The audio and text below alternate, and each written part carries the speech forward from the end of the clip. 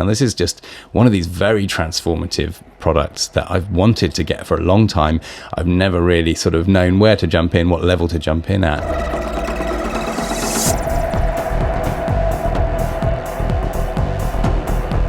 I've always sort of felt that it would be great if somebody would be happy to send me one of these for the channel. Obviously, the sort of 3D printing is very much, aligned with the sorts of ideas that I explore on this channel. The idea of building things yourself and taking control and solving real life problems with elegant DIY solutions. So the idea of adding a 3D printer to my kind of workflow for this sort of thing was super appealing. This has blown my mind. I was anticipating a fair bit of kind of complexity and setup and a bit of nerdiness, and what really surprised me was how accessible the whole idea is out of the box. I'm coming at this as a beginner, and this sort of perspective in this video is very much, what is it like to have no 3D printing experience and to jump into one of these things? What are the barriers like, and how easy are they to overcome?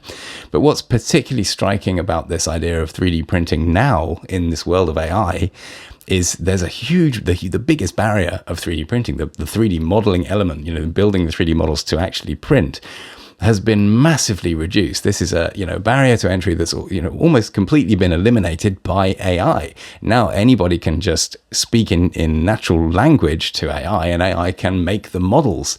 There's different approaches to this, and there's sort of two main different lines. And obviously we've seen the sort of image to model things where you upload an image and it spits back an organic 3D model. That's interesting in its own right, but more applicable to sort of character modeling and toys and things like that. Obviously there's a lot of utility that comes from building things with very specific dimensions and for a specific purpose.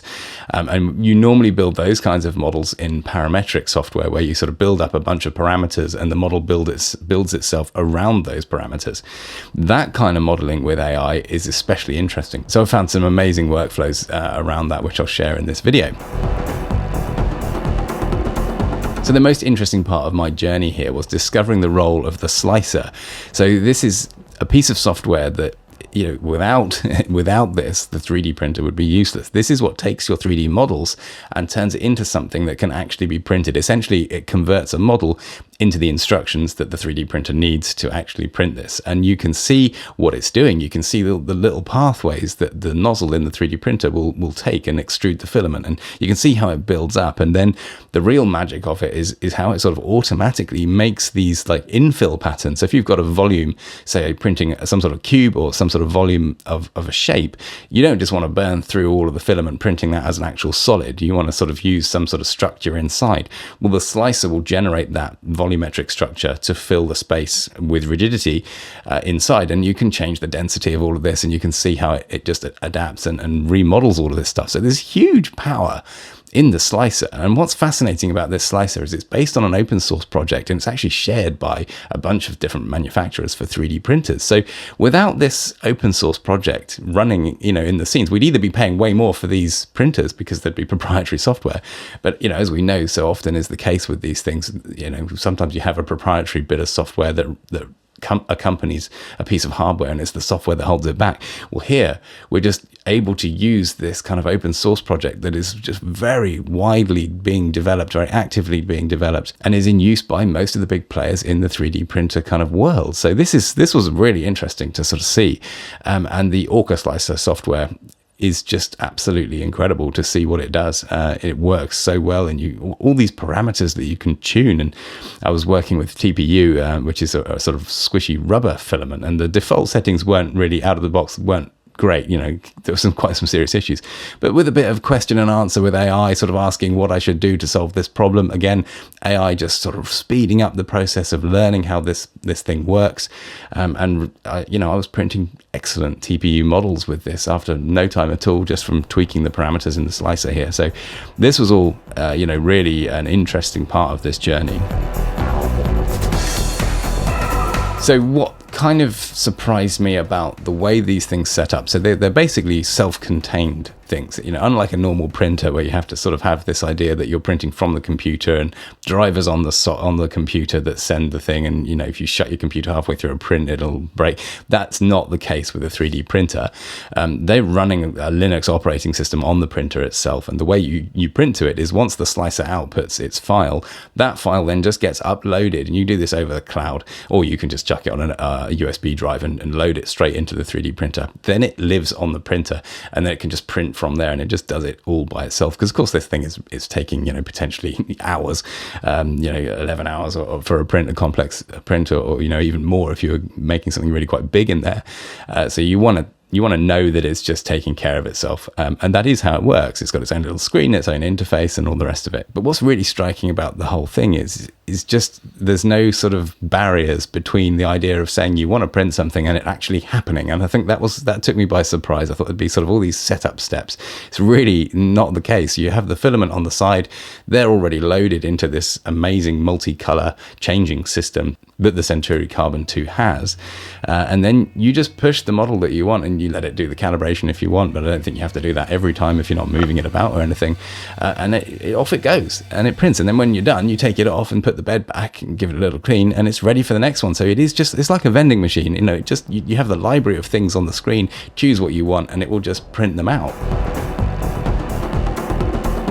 So I think one of the things that a lot of people discuss with 3D printers is how noisy they are and how much vibration there is. And that is an area that the version 2 of this has improved on the first version, apparently. So it's got upgraded squishy rubber feet, and you can see these in action. As the printer's kind of moving about with its vibration, you can see those squishy feet absorbing that. It's not sort of silent by any means. I'm not sure it's quite intrusive if you're in the same room as it. But I think the real point here is that you don't really want to be in the same room as a 3D printer because of the fumes. And I know that sort of normal PLA filaments are not extremely toxic, but some of the filaments you can print with are really dangerous. You definitely don't want to be in the same room as those without some sort of industrial air extraction system, I guess. So for me, this is a garage thing. It lives in the garage. I set it up in a room initially just to sort of test it out, but it's now living in the garage. So the noise and vibration is not really an issue. But I do think for what it is, it seems, I have nothing to compare it to. This is my first printer, but it seems perfectly within what I would expect it to be. So I don't think there's really necessarily a big part of the problem here, because you're going to move it into somewhere where you're not sharing the space with it anyway. So the big feature of the Centauri Carbon 2 is the fact that it can print multiple colors. And this is obviously a very big deal, because you can load 4 different filaments and then you can have it automatically print your models in different colors. So obviously, in terms of sort of general utility, it's not an essential, but when you're talking about making something that looks good, and of course, a big hurdle for me with these kinds of things is the wife approval situation. If I'm going to be printing these things to have around the house, they need to look good. And I'm struggling with that a little bit even now. But I think the idea of using different color filaments for your prints can level up the way these things look. And that is important if you're expecting your family to use the stuff you're making. And the way it works is just sort of really, really simple. It's got these 4 holes that you feed the filament up to. It automatically feeds that through, and they have their little hoses that they go to the nozzle. And then it will actually just deal with changing colors by itself according to where you set up the different colors. So you can use different models, or you can set actual points in the layers in the slicer. As you see it building its layers, you can say switch colors at this point. So you can just do it layer by layer, but you can actually let it change color on the same layer. I printed this dragon model that I downloaded, and it was all multicolor, and it changed color multiple times per layer. What you do want to keep in mind with those kinds of prints is that there is waste every time it changes color. If you imagine sort of molten filaments blending in the nozzle head, you get a period of time where they're both in there, and you get a blend of color until it's sort of flushed through. And what it actually does to solve this is it builds a little tower on the bed to contain all of the flushed waste, and that rises up along with the print. But that's quite a fascinating thing. But it tells you how much waste you get with each particular print, so you can make the decision as to whether it's worth it. I printed this shelf thing where I decided I wanted the lining of the pen holder to be a different color to the outside, but of course that means it's changed changing color each layer, and end up wasting an enormous amount of filament to just pull that off. So you get to make these sort of informed choices based on what it tells you in the slicer as to how much filament you're wasting for color changing versus what you actually get in the resulting model. And it is just completely automatic. The filaments just wind themselves in. It will change color by itself. You don't have to do anything. You just print it and come back at the end, and you have this multicolor print ready. It is really quite remarkable. So the AI aspect of all of this is fascinating. I'm a fan of AI. I know there's a lot of sort of cynicism and worry about it, and it's all very justified. For me, I just see it as this amazing sort of system that's democratizing access to things we couldn't have access to before, or the barrier was too great to make it worthwhile, sort of as a general thing to do around the house. So the idea of building a 3D model for something like a shelf system, which was one of my first projects here.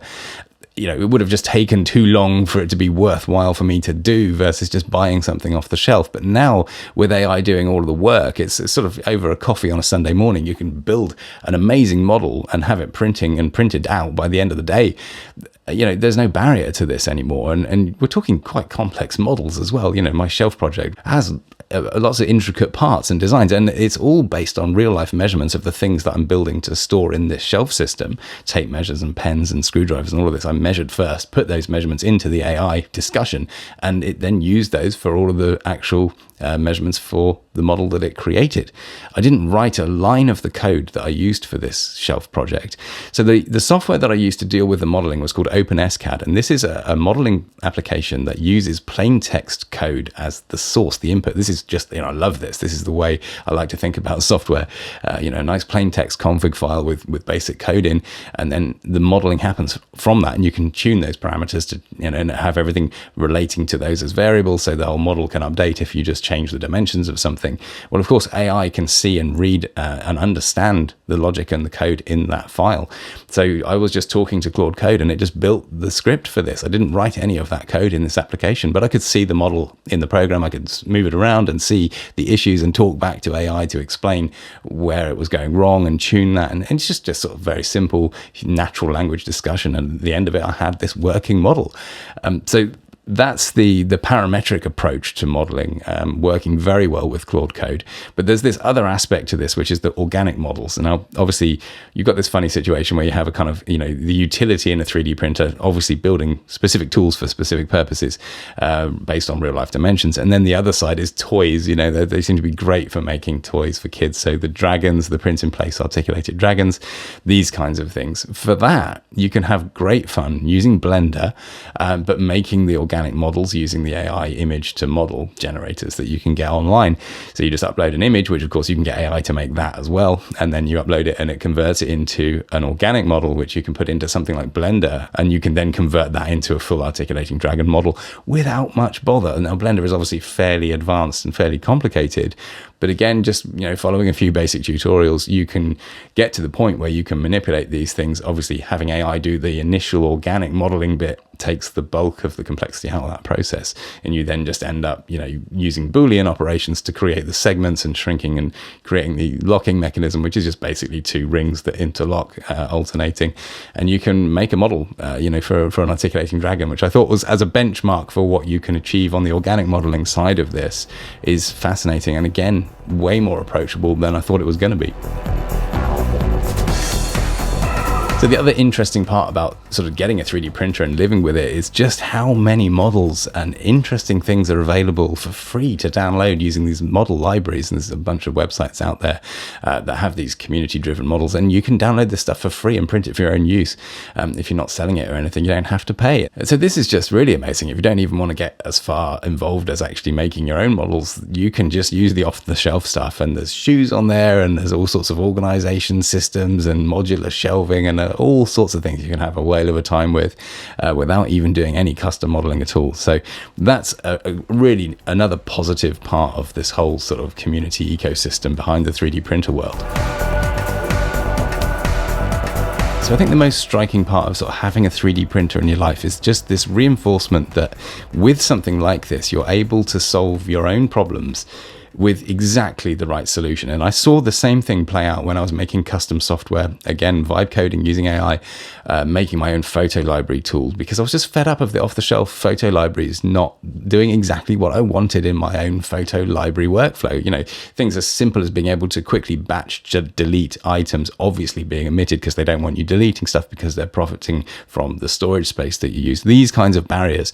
With AI helping you, you can quickly break those down and build your own tools to do things in exactly the right way. Well, this is the same kind of approach with 3D printing. Instead of having to buy someone else's idea of what a product should look like, you can just build it exactly what you want, exactly. So this custom shelf project is a really good example. I wanted a shelf that had a slot for a tape measure, a slot for my pen, a slot for my screwdriver. Of course, these are my things. They're exactly my dimensions. So to make this work, I measure the actual item and I built this thing for this purpose. And it's only useful to me.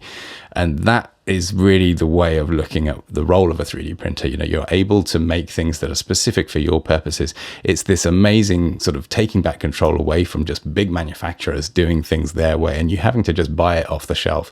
Now you can get things set up exactly the way you want. And for sort of the idea of optimizing and workflow, this is just, absolutely amazing. So I actually really think this is the best value, one and done 3D printer to take you from a beginner to just sort of ticking all the boxes and working as a very easy to use 3D printer that you can put in your garage and have all of the, the world of 3D printing open up to you. For the price that these are, and you're even looking at the version 1 as well without the color changing stuff and a few other sort of areas where it's not quite as advanced as the version 2, these things represent unbelievable value compared to anything else on the market that does the same kind of thing. It's absolutely exceeded my expectations here. And I just couldn't recommend it more as a very accessible way to get into 3D printing. This is like the one and done 3D printer. And this was exactly what I was hoping to achieve here, is not sort of be on a ladder where I felt there's this upgrade path. This is all I need from a 3D printer. And it was my first one. I don't see any reason why I'll need to replace this.